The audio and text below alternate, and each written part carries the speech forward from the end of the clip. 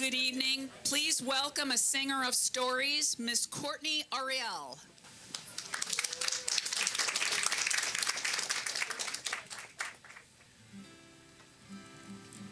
I like that, a singer of stories. It's a pleasure to be here with you all tonight. Can you hear the guitar in the back?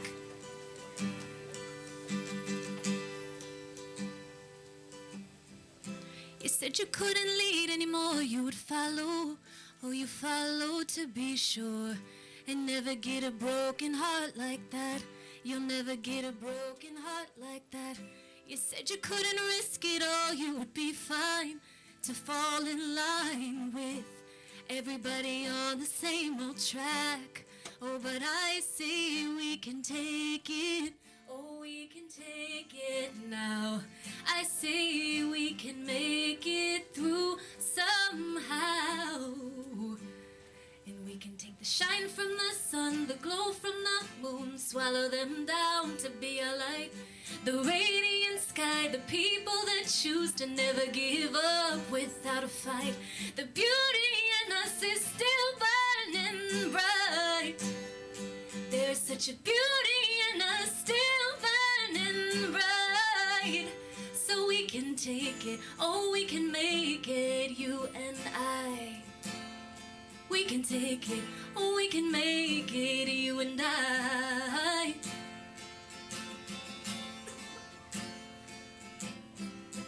Caring is the hardest thing when you mean it. We can lose what we love most. It's easier to keep a dream inside. Easier to keep a dream inside. But only when we try we see what we're made of. And from that we cannot hide. Gotta leave the fear all behind us. I say we can take it. Oh, we can take it now. I say we can make it through somehow. And we can take the shine from the sun, the glow from the moon, swallow them down to be a light. The radiant sky, the people that choose to never give up without a fight. The beauty in us is still burning bright. There's such a beauty in us still burning bright. So we can take it, oh we can make it, you and I. We can take it, oh we can make it, you and I. We can take it, we're gonna make it, you and I.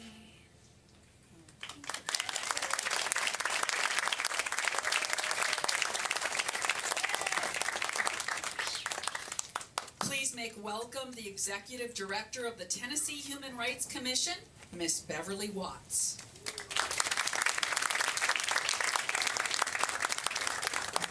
Good evening. I'm pleased to take a few minutes of your time and then get to the meat of the program. I just want to say thank you all for coming. It was 1948, and a woman named Eleanor Roosevelt had the nerve to think that she could corral people from different cultures with different languages in 1945 to write this document. This is 2020, this is 2019, almost 2020. And I'm not sure that many of us in this room might be able to agree on what's in this document, because I know some of you. Because some of us want the word sharper, some of us want it clearer, whatever. But the one thing I will say about this document, it is clear and it is sharp and it is focused that all of us have the right to live free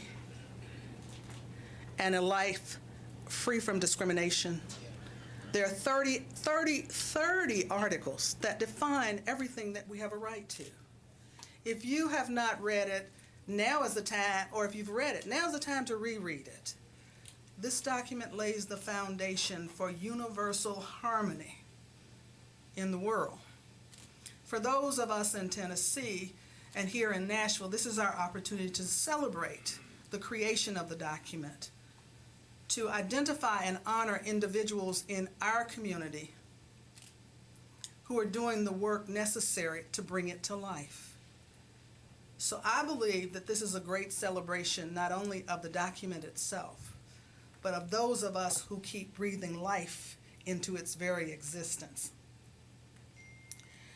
Today, you're going to hear from a number of people, and the program is before you.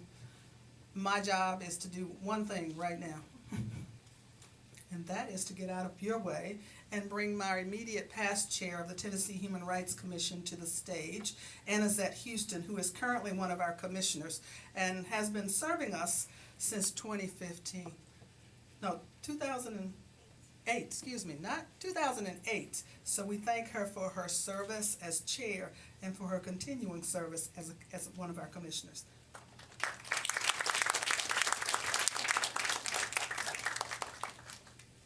My, how time flies. Yes, and we are having fun. As an equal opportunity professional, it always warms my heart to come to this group and to see all of the wonderful people that are doing so much work in the human rights field. Today, I bring you greetings from our governor, and I will read a proclamation. Whereas the United States plays a pivotal role in protecting human rights, and whereas respect for basic human rights is important in fostering human dignity and freedom, and whereas the state of Tennessee and the Tennessee Human Rights Commission are proud of their communities to guarantee civil and human rights for all residents, and whereas numerous community, civil, religious, and nonprofit organizations work to ensure equal rights and protections for all individuals. Now, therefore, I, Bill Lee, Governor of the State of Tennessee, do hereby proclaim December 10th, 2019 as Human Rights Day in Tennessee and encourage all citizens to join me in this worthy observance. Thank you.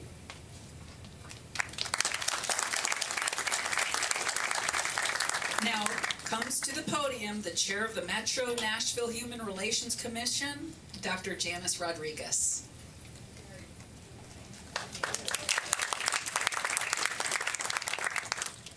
Today, on behalf of the Mayor of Nashville, John Cooper, I'm honored to read the following proclamation from the Office of the Mayor.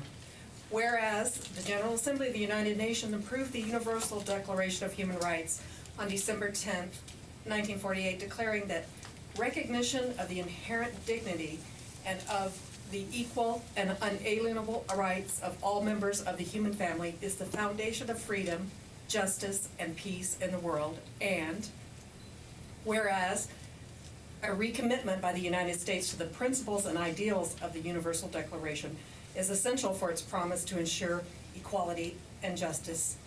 And whereas the basic human rights addressed in the Universal Declaration include economic, social, and cultural rights, as well as civil and political rights, all considered to be equally important in fostering human dignity and freedom. And whereas the Universal Declaration calls for all people and governments to promote and respect recognized rights while providing standards of achievement for governments throughout the world. And whereas each year on December 10th, the international community commemorates this event and recommits itself to the broader achievement of human rights.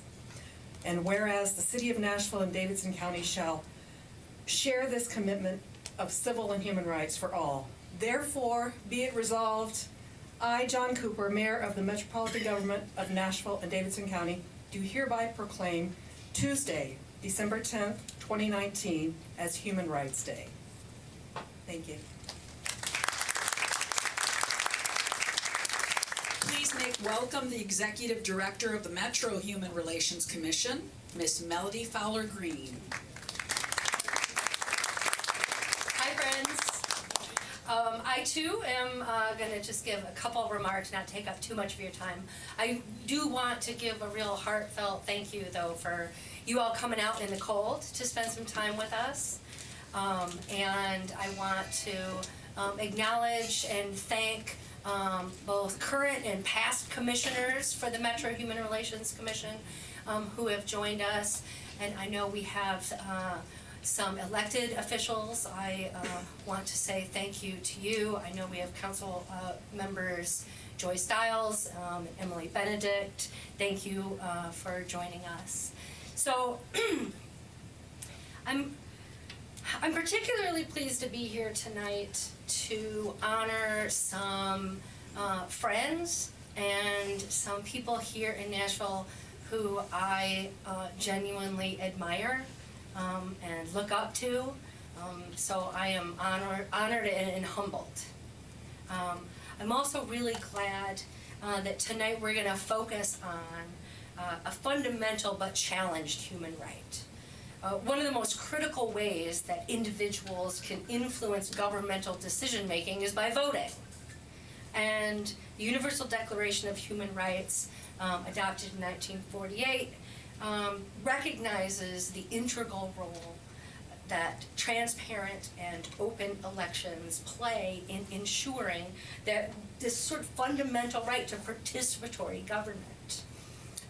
Article 21 states, everyone has the right to take part in the government of his or her country directly or through freely chosen representatives.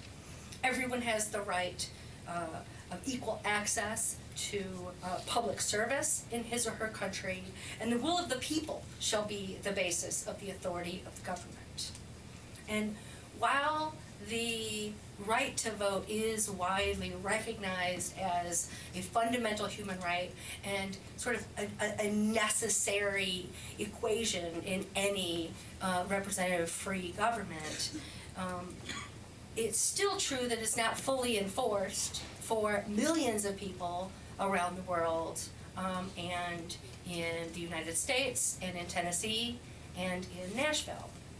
They're consistently disenfranchised groups include non-citizens, young people, those who are currently or were formerly incarcerated, residents who are experiencing homelessness, persons with disabilities, many others who lack access to vote for a variety of reasons, including poverty, illiteracy, intimidation, or simply unfair election processes.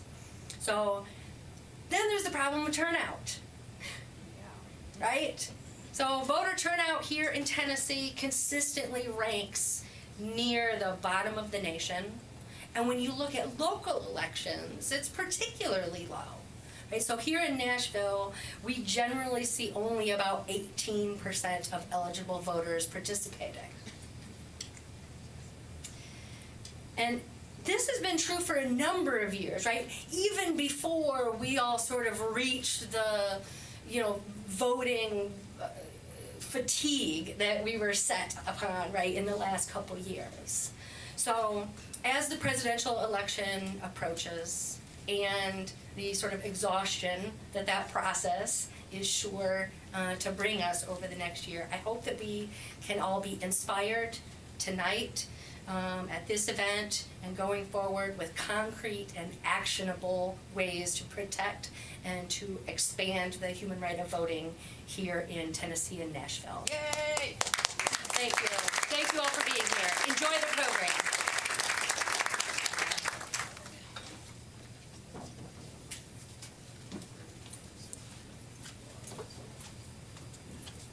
Our first award goes to a woman who has been working with refugees since 2011 and now serves as the State Refugee Health Coordinator with Catholic Charities of Middle Tennessee. Please enjoy the video of 2019 Rising Advocate Award winner, Miss Frances Anderson. I am consistently motivated to work in human rights because of the people that I have had the privilege of knowing. Knowing people who have had their human rights stripped of themselves, being surrounded by others that also care for human rights, that has been a huge motivator.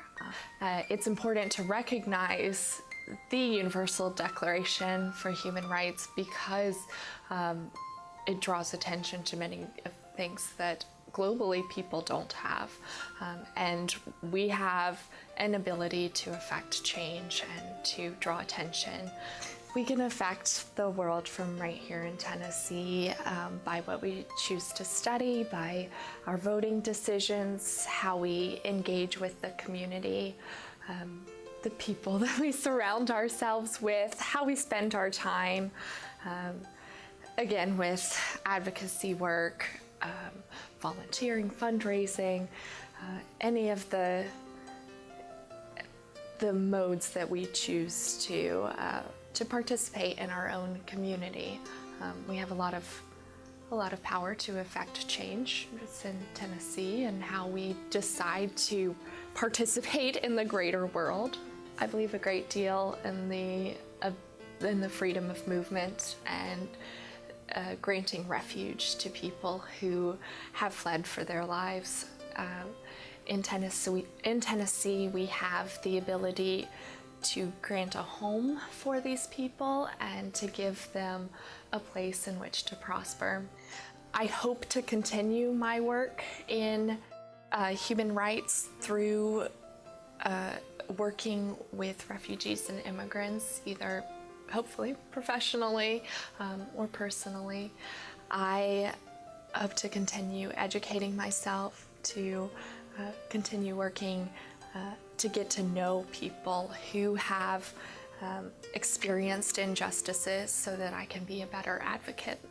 I am so honored to have received this recognition.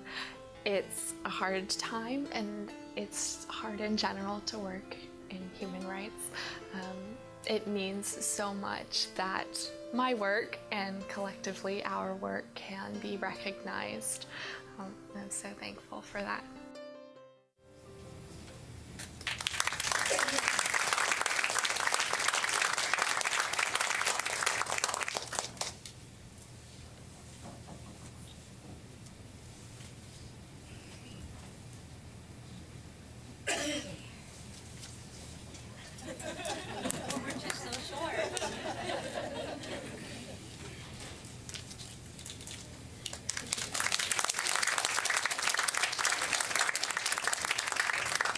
Our next award goes to the co-founder and vice president of the Equity Alliance. It's a nonprofit that equips Black and brown citizens to strengthen their communities. Please enjoy the video of 2019 Rising Advocate Award winner, Ms. Tequila Johnson. As I'm out and I'm advocating for people, for all people, I think about those who don't have people to advocate for them or aren't aware of what their basic human rights are. And so I feel as though it is a part of my purpose, my life's purpose, to make sure that human rights are at the forefront of everything that I'm involved in, because I do believe that it is the most essential right for all people. The Universal Declaration of Human Rights is at the core of what we are as people, and that is a point of intersection that I think we all should make sure is at the forefront of our work and at the forefront of our existence. Is how do we make sure that universally we're recognizing each other as humans? I like to think that you can change the world from anywhere. I think that impact is something that we a lot of times box into an issue or box into a movement, but you can change the world right here in Tennessee just by being a good person. I know it sounds so simple, but it's actually very nuanced. I think all the time, I like to believe that we all innately want to be really good people, but sometimes things that are happening around us kind of prevents that or kind of puts us off on a different path from what we really need to be on, which is just that path to being a good person. And it doesn't really take a lot, but it does require for you to really recognize that. And I think from right here in Tennessee, we have an opportunity to be an example for the world. We can show the world what it means to just recognize people in our purest form, right? Which is just being a human. And what does that mean for us? What does that mean for Tennessee? What does that mean for our nation? What does that mean for our world? So for me, I plan to just, like I said, be a good person and make sure that I'm carrying that in my heart, in my spirit, in my passions, and in my purpose. And so no matter what I'm involved in, just recognizing people as humans, recognizing that we are all human, that we all have and deserve just access to the basic rights and the basic fundamentals of what it means to be a human. I'd like to say that it's such an honor to be receiving this award. I am so grateful just to be recognized as a human and as someone who fights for all humans. I am flawed, but I do believe that organizations and groups of people like this, when we come together, we can learn from one another, we can work through our flaws, and we can grow, and we can make human rights not be something that is so difficult or nuanced, but make it something that is almost something that people do without even having to think about it, which is just recognizing and appreciating each other as humans.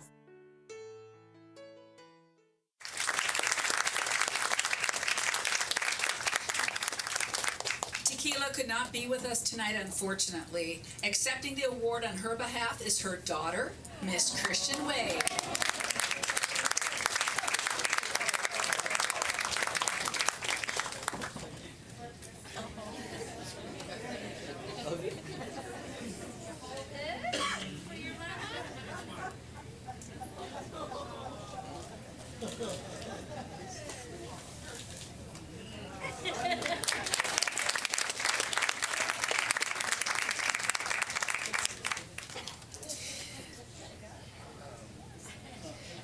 Ladies and gentlemen, please welcome the President of the United Nations Association, the Nashville Cordell Hall Chapter, Mr. Bob Teague.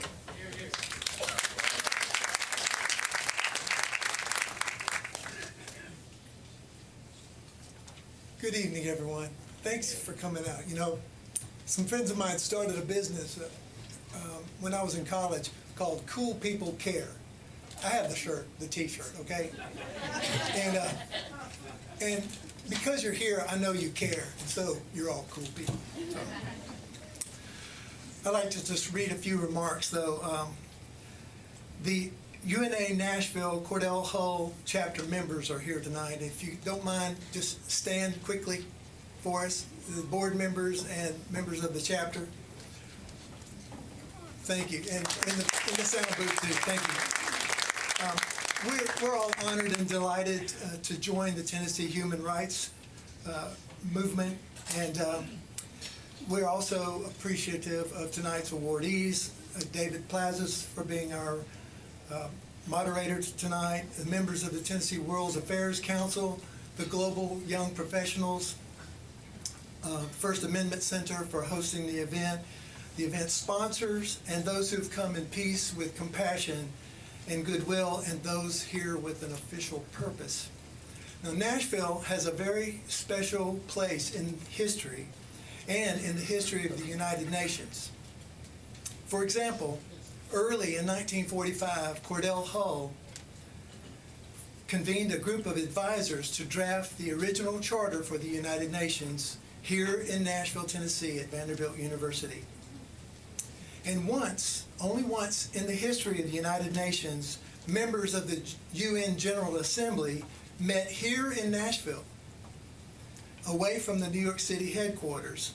On June the 7th, 1976, 101 permanent representatives of the United Nations made a historic and unprecedented group visit to Nashville at the invitation of the Tennessee's governor, Nashville's mayor, our chapter members and officers, and other city leaders. They attended a forum at Vanderbilt University discussing the formation and the charter of the United Nations, and they attended a banquet at Centennial Park for 1,700. There's books about this stuff, and one amazing woman arranged the cooking and catering for 1,700 people. So there's a lot of history here in Nashville about the UN. And there was also a special performance of the Grand Ole Opry at the Ryman, which was closed for renovation. So I'm just saying, this is a big thing, I think, for all of us. Last year, the UNA Nashville chapter received the 2018 Humanitarian Peace Award, and in 2020 marks the 75th year of the founding of the United Nations Association and of its first chapter, Nashville's Cordell Hull chapter. Throughout its history, the United Nations Association and Nashville chapter has stood for Universal Declaration of Human Rights. It was proposed and sponsored, as mentioned before, by First Lady Eleanor Roosevelt, and she was the UNA USA board chairwoman and, of course, a human rights champion.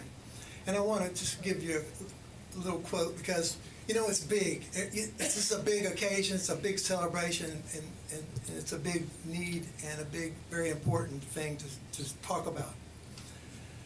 But this is what she said. I think it's remarkable. Where, after all, do universal human rights begin? In small places, close to home. So close and so small that they cannot be seen by any maps of the world. Be nice. As said before, let's just be good to each other.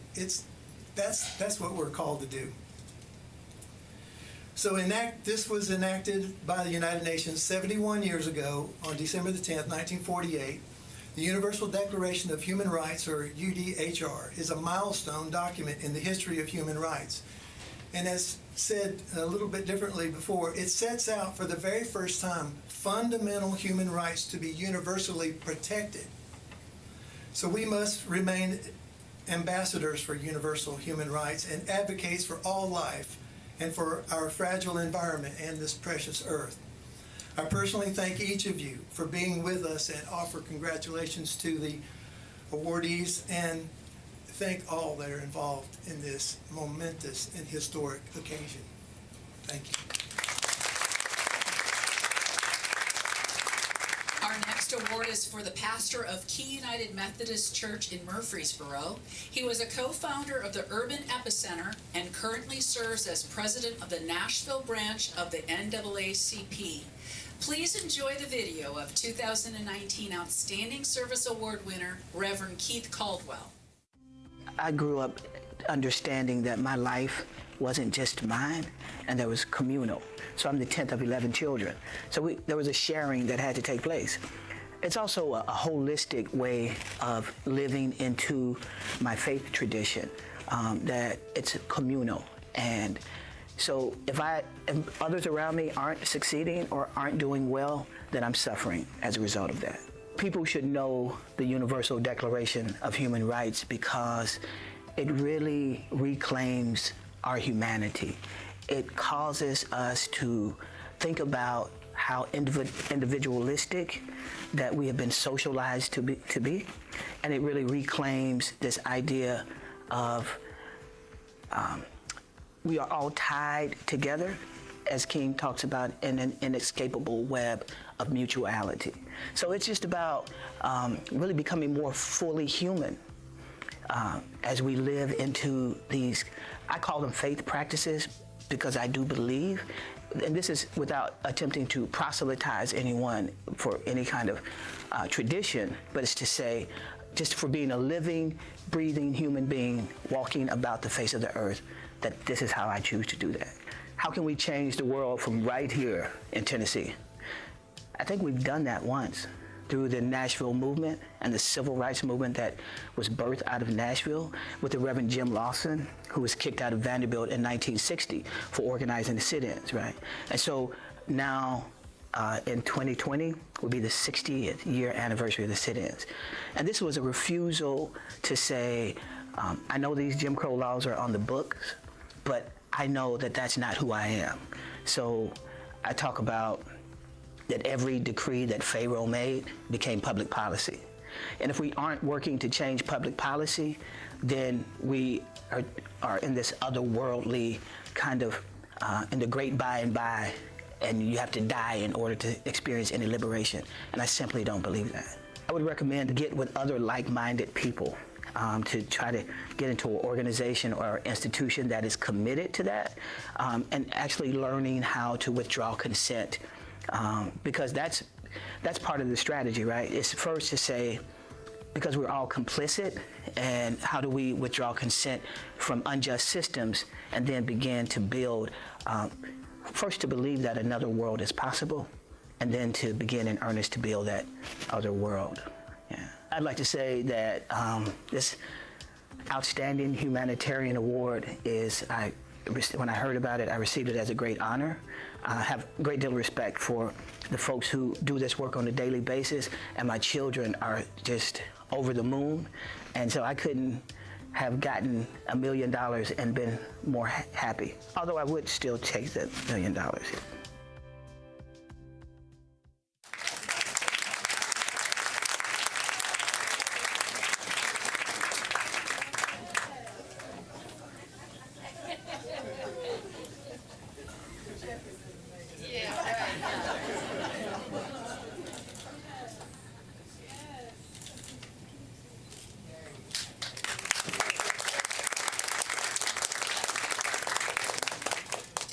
We now present a man of action. He's involved in numerous multicultural events and programs, and is especially known for his work with the YWCA Amend program.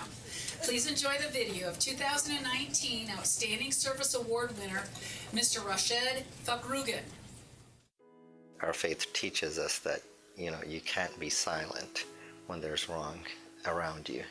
And it even teaches justice, where if there's some wrong taking place and I'm responsible for that wrong, God tells us first point your finger at yourself and correct yourself. If it's coming within your family, you correct your family.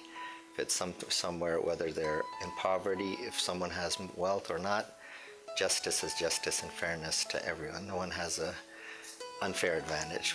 The Universal Declaration of Human Rights is very important because every human being has the right to dignity. And so, if we don't know what those rights are, how can we stand up for them? And so how can we look after each other and protect each other?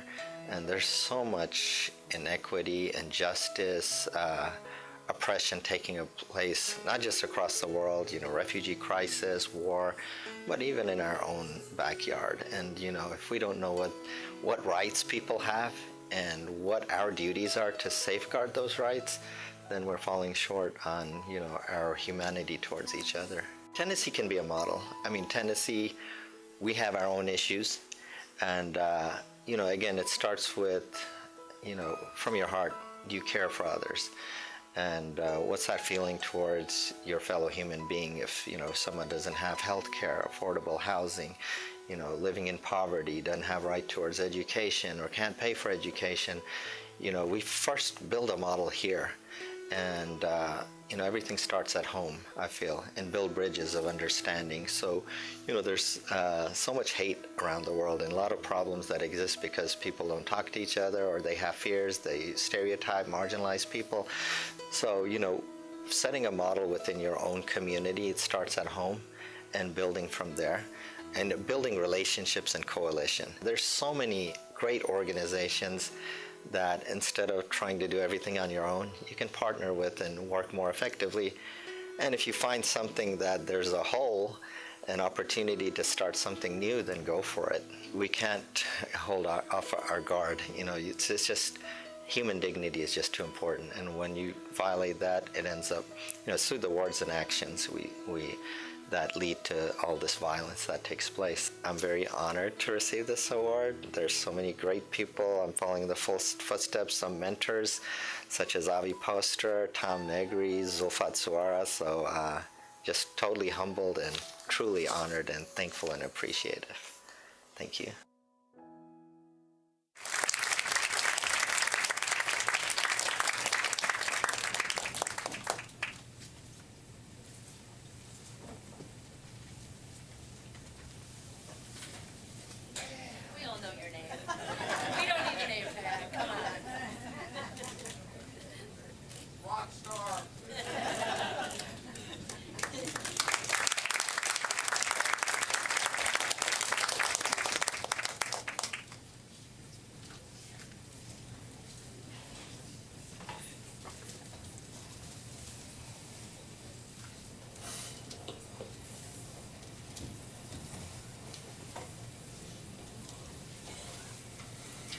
Ladies and gentlemen, the opinion and engagement director for the Tennessean and founder of Civility Tennessee, Mr. David Plazas. Hello, good evening. Thank you so much. This is such a privilege to be here, and we are celebrating this seminal event. I was telling a couple of folks over here, including Avi and Tom, that this was my very first event upon moving to Nashville in 2014, and it's still incredibly moving to me. So thank you for the privilege to be here, and also congratulations again to all the honorees. I'd like to call now the panelists for this session, which is not just about getting out the vote, but it's about the importance of that one vote. And so let's call up one by one Aisha Labhala, who is the founder of the Muslim Women's Council, recent member of the Metro Human Relations Commission, and currently on the board of NECAT, so she's been appointed twice by the mayor to different commissions. So let's give her a warm welcome. Let's welcome Raul Lopez, Executive Director of Men of Valor, who was called to ministry back in 2006 and then became Executive Director just a few years ago. Let's welcome Raul. And last but not least, Amari Booker, who found his voice as an artist back at Montgomery Bell Academy and through his journey at Belmont, MTSU, Tennessee State University, and is an advocate of realism and an artist. So let's welcome Omari here. I wanted to ask each panelist to tell the audience, especially in the vein of celebrating this International Day of Human Rights, what does that one vote mean to you? What does voting mean to you, and why should it matter? When someone asks you that question, I don't care, I'm apathetic, doesn't count, what does it mean? And Aisha, we could start with you. Yes, thank you. Thank you for having me.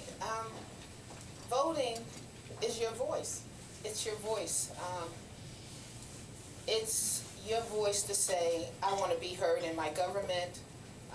If I can't be heard directly, I will select someone to represent me to convey my voice. And this is the only way things can change in your local community is by who you vote for. And you don't want to squander that. And I feel like if you don't cast a vote, then kind of you don't have too much to say if things don't go your way. So you got to use that vote. People fought for, individuals, the right to vote. They lost their lives, they shed blood. So I think it's really important, especially in this day and age. And could you talk a little bit further about your role in creating the Muslim Women's Council and why that was important at being represented and also being heard? Okay, yes. For over 20 years, I've participated in interfaith and community outreach, but particularly after 9/11, it wasn't a good time for Muslims. And we had people telling our story for us, and we needed to reclaim our voice. And we wanted to be represented. So in 2011, I decided to form the Muslim Women's Council and to focus particularly on Muslim women because generally, especially during election time, there's always an issue that comes up. People will use Islam as a way to get out to vote, to stir up fear. And one of the things they particularly do is talk about Muslim women and how our lot is in the Islamic faith. So who better than for Muslim women to tell their story and to reclaim their voice? So this is why the Muslim Women's Council was started, to educate people about Islam in general, but particularly about Muslim women, and also to kind of build bridges within the Nashville community, to find commonalities, and from there, hopefully better the Nashville community in general. Thank you. Raul, you came from Havana, Cuba, Yes. In a place where there was no access to a free vote. That's when you correct. grew up. Tell us a little bit about your journey and why voting matters and how you make that argument to others in Nashville and beyond. Sure. My journey, we left when I was very young. And my family risked everything, like a lot of families have, for the American dream, which is freedom. We came out here because in this country you have the freedom of the press. You have the freedom to worship the God you want to worship. You have the freedom for private property. You have the freedom to protect that private property.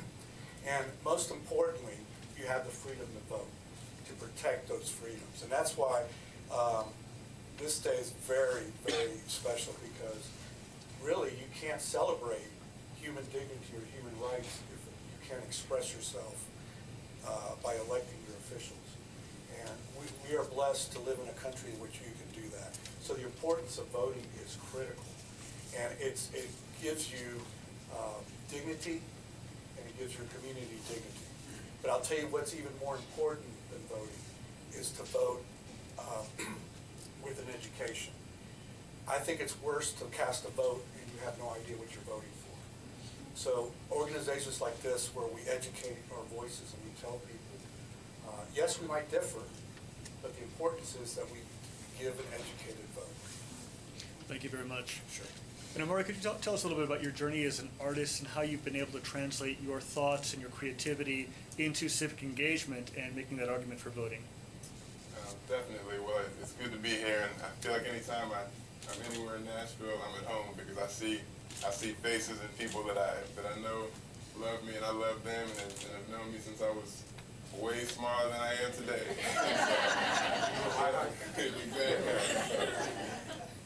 So yeah, I'm grateful to be here. As far as artwork goes, that's been my form of expression, also my form of liberation. That's kind of been my vote, because I've only been able to participate in one election, and I was pretty young. I was in that 19 to 20 range. It wasn't a presidential election, so having a 15-year prison sentence in 2009, it hasn't really been an option to personally vote. One thing that I've been able to do is make artwork that hopefully stirs people to want to get engaged, and to look at what makes a human being a human being. Because when you say that it's every person's right, I know that historically in this country I hadn't always been a person, and that 1 in 3 black men still aren't a person. And so yeah, with that many black males that are incarcerated, it's kind of given me a way to connect to people across all races, but it has especially given me kind of a platform and a space to express myself, and also to work with others, and be able to just show that you can be engaged without casting your personal vote. I worked at Sunset Grill and then Midtown Cafe, and I see some friends from Sunset in the room. but I worked at Sunset and Midtown, and one thing that I was able to do was Randy Rayburn, the restaurateur, he let me drive the bus around. We wouldn't pick people up so they could go vote. So there's a lot of ways you can get involved, even if you don't have that personal vote, and I just think that's as important as anything you can do. You can't really check out of the system because you made a mistake. You got to figure out a way to keep on pushing. So. Thank you. I wanted to touch on something that Raul had mentioned about educated voting, and Article 29 of the Universal Declaration of Human Rights says every person has duties to the democratic society according to law. We're in an interesting time where there's a lot of disinformation, where there's a lot of rancor and hatred. How do you educate a voter today in a way that will not only allow the person to be informed, but also respect someone who might be different than that person? Well, we're going to start with Raul and then go to the other panelists. Well, it's a challenge. It really is, because there's so much noise out there, and there's so much already, for lack of a better term, a wall built between us, those one side of the opinion with the other, and there's no bridge. So it's very difficult to be educated. I mean, you just, like everybody else, you Google a lot of things. You actually read what's being presented. You read about the candidate. You go to some of their forums. You go to some of their talkings, and also naturally you go to people you trust and listen to them and kind of gain your own experiences. But there's a lot of nonprofits out there. There's a lot of political organizations out there that can really inform you, but you have to go that extra mile, because there is a lot of again, there's a big wall between, and a lot of people are shouting at each other instead of listening to each other. Naisha, do you remember a time when you had that breakthrough with someone who thought you were something that you weren't, and you were able to convince them that you in fact were worthy of their respect and the rights and dignity of a human being and citizen? Yes, that generally comes along when we're doing interfaith work within the community. We're coming to functions like this. I'm telling people my backstory, that I was raised a Christian, how I came to Islam, and that generally sparks conversation, and then they find out that we have a lot in common. You know, I want the same things. I'm a mother with 2 sons. I homeschool them. I raise chickens in my backyard. We're heavily involved in 4-H, and they're surprised. You know, they're surprised, and the question is why? Why would you be surprised? We have more in common. It takes a lot of effort for us to find things dissimilar with each other. So all we have to do is have a conversation, talk, and one of the easiest things, we all like to eat. So when we break bread and eat and just talk, like we do in our family, the intimacy of our family, we build bonds and we grow to be fond and loving of each other. So something as simple as that. So that's generally how these things have come about. People are always surprised, oh, Muslim women are not silent. No, you know, if I tell them I've done this, I've done that, we have leaders, we have a councilwoman here, you know, we're multifaceted. We do all types of things, whether we want to be a housewife or whether we want to be a council person. So there's no particular hole, and it's just a matter of having a conversation with each other. Very good, thank you. And Maury, a lot of your work is called Freedom Through Art, and you talked about the liberation through art. Could you take it to that one step further about civic engagement, of how do you turn that into a way to express yourself and also be represented and demand representation when maybe someone may not want to give you that benefit of the doubt? Yeah, I mean, I think a part of that is just being open to opportunities, because the liberation was personal first. I mean, it was 2 things that I always think about is proximity and then compassion. So being close to people that were disenfranchised. I didn't grow up thinking that I was as disenfranchised as I realized that I was once I got into the court system.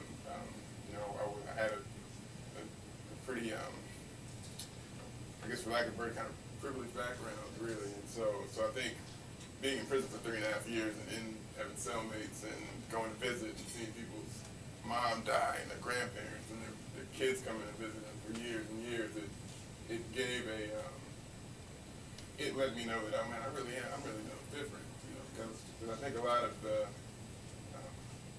when we're working with organizations and there's a certain amount of esteem in doing social justice work, but there's not necessarily a connection to the people that we're really working for. So I don't know if that at all answers the question, but I think having that personal experience of making my work for my own personal liberation, and then just being open and willing to show it and share it and say what I believe with confidence, that translated into some of those other opportunities.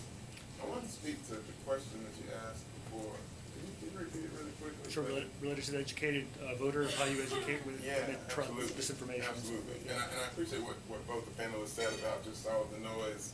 But I know we've all talked about humans. You know, humans has come up a lot, of course, tonight as it should. But that's I feel like that's the thing. Like, if we are really compassionate to each other, then it starts to matter a lot less which way someone voted. They would treat you like a human being, even if they had different political ideals. And and then also proximity, being close to around. Like, we have to be around each other to like shore up our strengths to fight the fight. And we also have to be willing to be around people on the other side of the fence, because that's still a person. Hopefully at some point we'll be able to see ourselves in the people that view everything far differently than we do. And yeah, Nashville's been a great incubator for that. Reverend Edward Sanders, right there, that is up on the corner of our church, said whosoever. And there's a whole scripture along with whosoever, but the focus was always whosoever. So if you were an addict, if you were your gender or sexual orientation, no matter what it was, I think there's a little kid, you know, sometimes falling asleep, it was, I got that in church. I got that. I don't know, whoever it is, this person breathes breath, so they deserve all the things that I deserve. Yes, of course. I feel also, thank you, those were good responses. I feel also, in addition to the education, to ensuring that we can vote, I think we have to safeguard the vote. So I think, you know, what is currently happening in our political climate, you know, where there's questions about the integrity of our vote. You know, the Declaration states that everyone should be able to participate in their government, either directly or through a representative. And, you know, today it's even more important, you know, to understand how important that article is. Like literally today, when I say today, because what happened, our House moved for 2 articles of impeachment on our president, partly because of compromising of our elections, our upcoming presidential elections. So we're in strange times. We're definitely getting a civics lesson with all of this. I know my sons are. We're watching everything. But it goes to the weight of how important it is for us to vote, and that right that we have, that it can be so egregious that a president can possibly be impeached and removed from this if, you know, they do something that jeopardizes this. So in addition to educating people about voting, we have to also protect that process. So. Thank you. And as we mentioned before, we just wanted to welcome Council Member Zulfat Zvara, who is also here in the room. So thank you very much for being here. And I want to conclude, because of time, wanted to conclude by asking you this. Since we do have, or have had 3 council members here, of the 40 council members, what is your duty, what is your responsibility, your admonition to access power and be represented and be heard if you're not an elected official? How do you get heard? How do you get seen? And why don't we start with Raul, and then Aisha, and then we'll... Well, the way I did is I started an organization. And then with that, I started recruiting people. Well, I started saying what I believed and recruited some people who believe the same way I do, just like other organizations. And through that, we got a stage to talk to other people in that function. You could do that, though, in anything you do. For instance, at Men of Valor is a prison ministry. Because of that, back in the day, one of our board members is now the governor. So now we have access to the governor. Now, when I picked him as a board member, he had no idea of deciding to run for governor, but I knew his heart and asked him to come. But that's just the way it works. You just live out your life, and you speak out what you believe in, and not just speak it, but live it. And once you do that, it draws people to listen. But the biggest thing you need is a trust with the community, and which requires integrity, truth, as much as possible. Even if you disagree with someone, you disagree with them with respect, and that's the best way to get the message out. Thank you. Aisha? Yes, a couple of ways. You get to know who represents you. Try to take part in the process. Sit in on council meetings, find out what's going on. They say all politics is local. Find organizations that can amplify your voice. So for me, I'm part of 2 demographics. Here in Nashville, we have the American Muslim Advisory Council that has done excellent work in mobilizing the Muslim community. And they played a tremendous role in this historic election of our Councilwoman Zulfat. From what I saw, they were able to use a multi-tier process of registering people, getting them to the polls, and also speaking with religious leaders to educate people on voting and the permissibility of voting within our Muslim community, because sometimes that's a stumbling block. So you have to get with those organizations with sincere intentions that want to represent you and want you to be a part of the civic process. And also, like I said, meet your other representatives and who represents you, and just educate yourself. I think those are ways that you can get a part of this process and have a voice. Thank you. Namari? Yeah, I would say just for me personally, it has been artwork. Artwork's been the way to make my voice heard, and sometimes heard without me personally speaking it, because if you ever go to an art gallery, go to an art museum, that's you having a conversation with a piece of artwork. It's not the artist standing there telling you, this is what I want you to think, this is what I want you to feel, and I think that's allowed people to engage the work and have more self-reflection. And so I think that's really been the way that I've been able to have my voice heard, and then just trying to be as honest as I can with what I'm saying and what I'm putting out there. So I think that's the same for anyone, whatever business you're in, however you interact. I know the young lady earlier just was saying, be nice to people, be good to people, all of those kind of simple things. If you continue to do that in whatever part you were in, then it all works.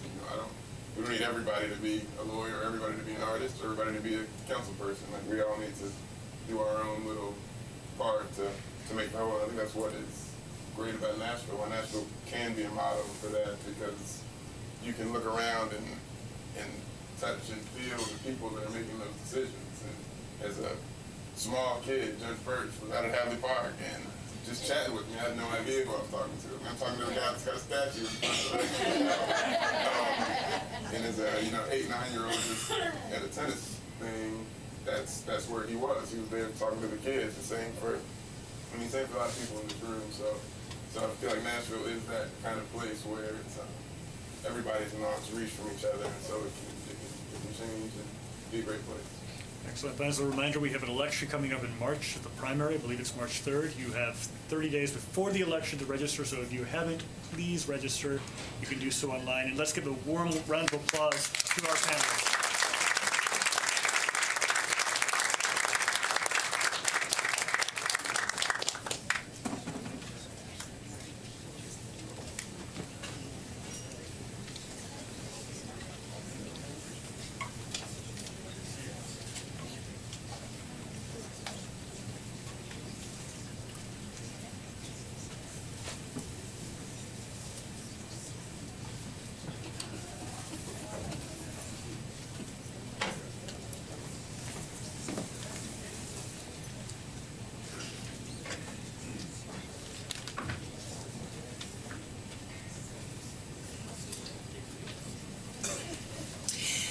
We are honored this year to recognize an attorney who has long fought for human rights and who was instrumental in bringing marriage equality before the U.S. Supreme Court.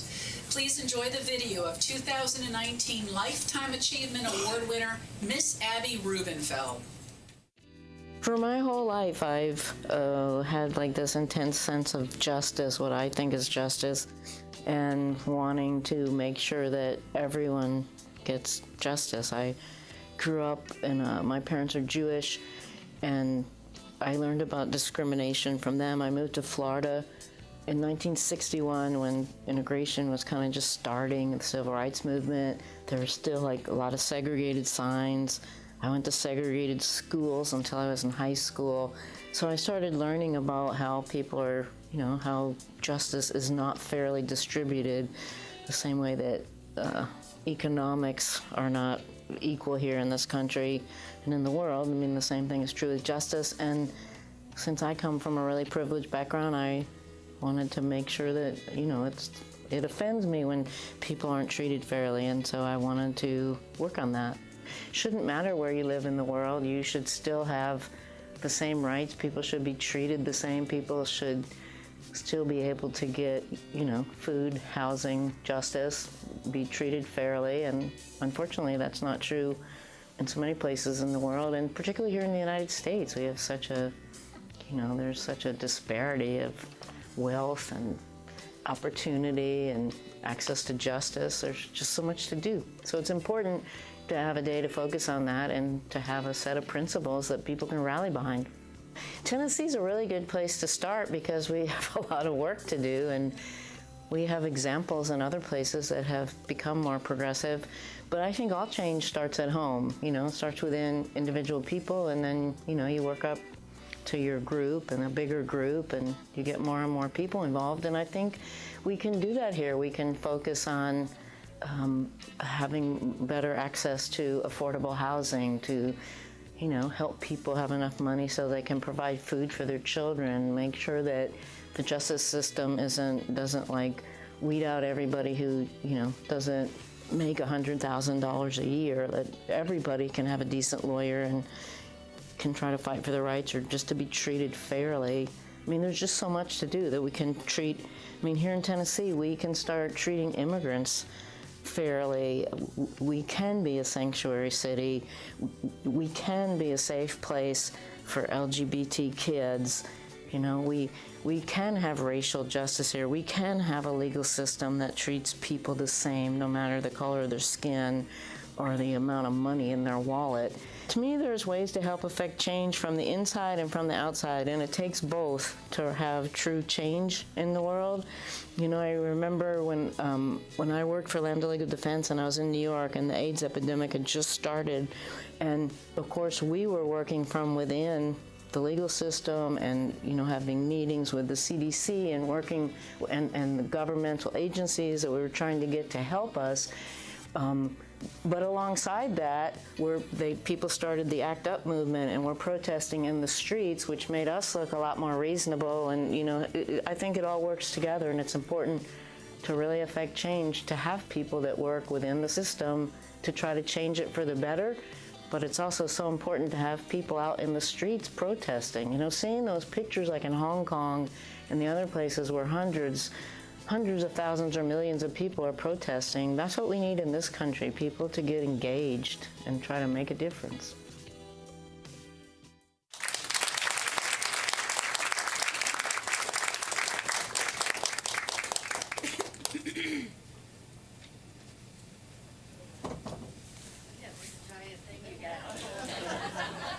It's almost bigger than Abby.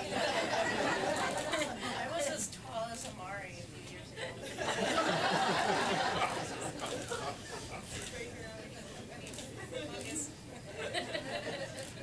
Sorry.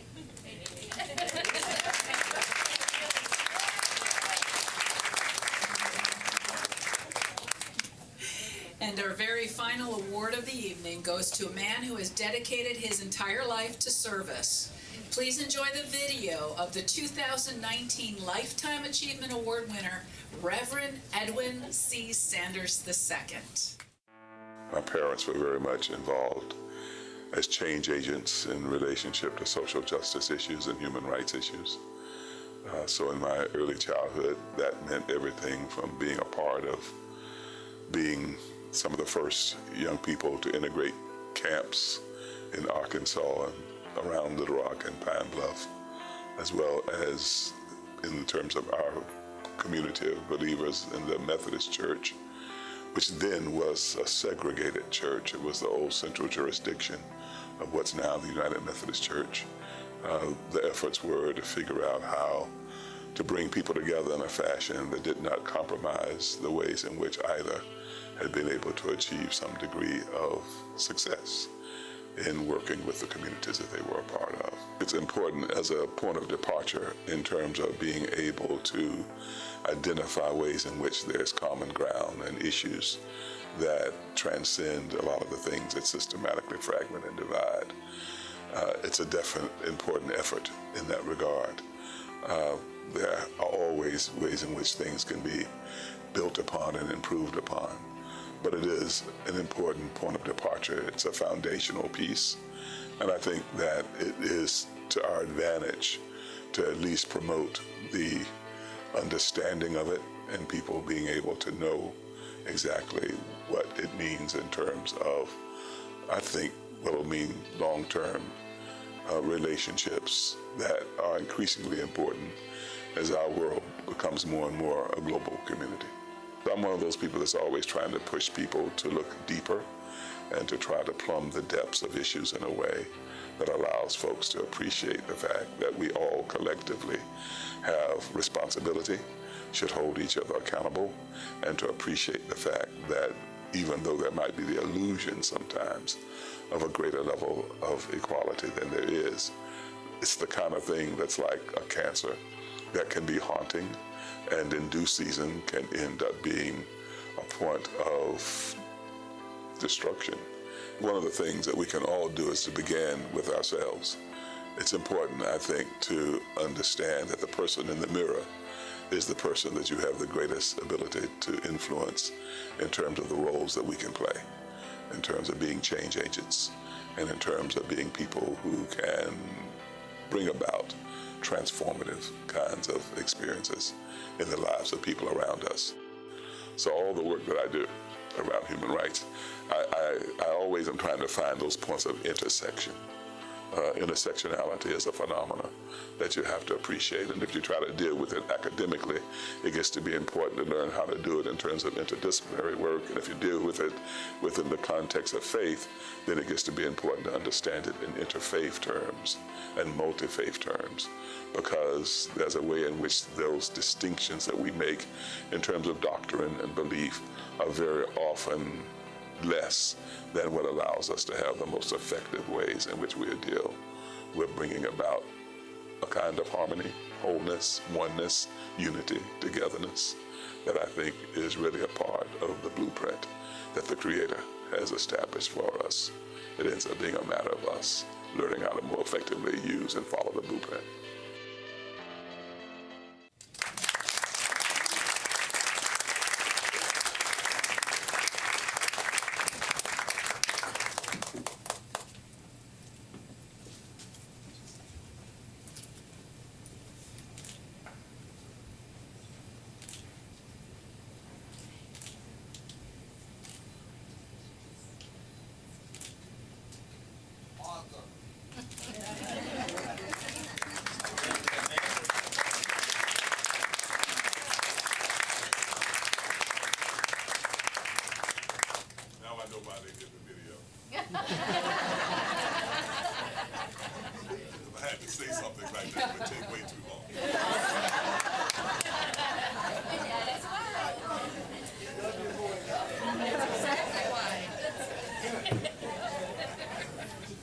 And that is why we do the video.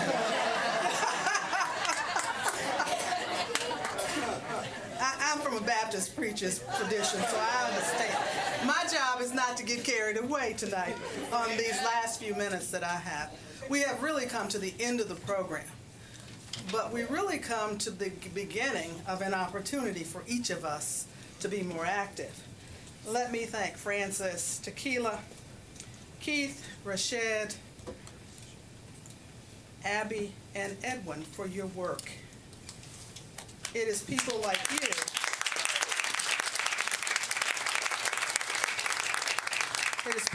you who provide the beacons for those of us who are looking for a spot to get involved. Let me thank Aisha, Raul, and Omari for your words, and let me thank David for his being here to sort of guide that process along. What we've heard tonight is that it starts with each of us doing what we can do to make a difference. Tonight's theme about the vote, if we do nothing else, as they tell you in school, bring one, or if you're in church, go vote and bring another. Or then there's the rule of 10. Whatever the rule is, whatever your community is, and when we look back at the words of Eleanor Roosevelt, and said it begins where we live, where are our neighbors, and what are we saying to them about this? What are we doing to promote community? And what are we doing to make any of the 30 articles a reality? But certainly, the notion of 2020 brings us an opportunity. We're celebrating 100 years of the women's right to vote in this country. We're celebrating the 60th anniversary of the marches here in Nashville, and I tell the story all the time. This is the birthplace of the civil rights movement. All due respect to my friends in Greensboro, and I know them all. There is something that happened here that happened no place else. We didn't have dogs, we didn't have water hoses, so we need to celebrate the history. And the history of where we are, as Omari said, we have an opportunity. I think it was Omari. It was Omari, Raul, or Aisha. One of them said we have an opportunity to be a model.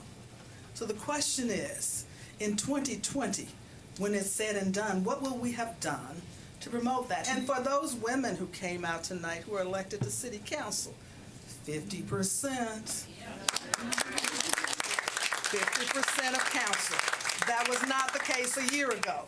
I just want to make you all understand that things are happening and they're moving, and many of you are parts of making the movements work in this city. As they say, don't get frustrated, don't give up.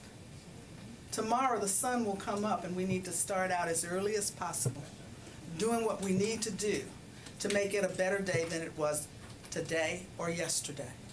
Thank you again for coming out. I'm going to call Brian up, who is going to close us out with a prayer. And again, thank everyone for being out tonight. Thank the committee, and especially thank Brian, because he is really the engine that makes this work so well.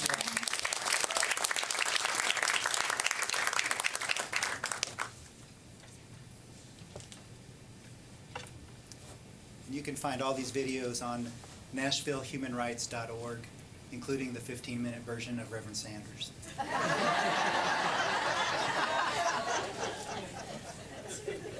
Let us pray. God, I'm just feeling thankful tonight, and I thank you for sending your light to me through all these people that you put in this room. These are the people, God, that you have sent here to this Human Rights Day event, and I think you've sent us for a reason. And I wouldn't be smart enough to guess what that reason is. But I think we can have gathered through the messages that you've delivered through your servants tonight. It has something to do with helping all your children. And I hope you would grant us the commitment and the perseverance to carry on and do the work that needs to be done, and to be civil and decent in the process. We pray for all those who are suffering and those whose rights have been destroyed. And we pray for all those who are going to do the work to lift them up. In your holy name, let it be so. Thank you, God. Amen. Thank you for coming. Go in peace.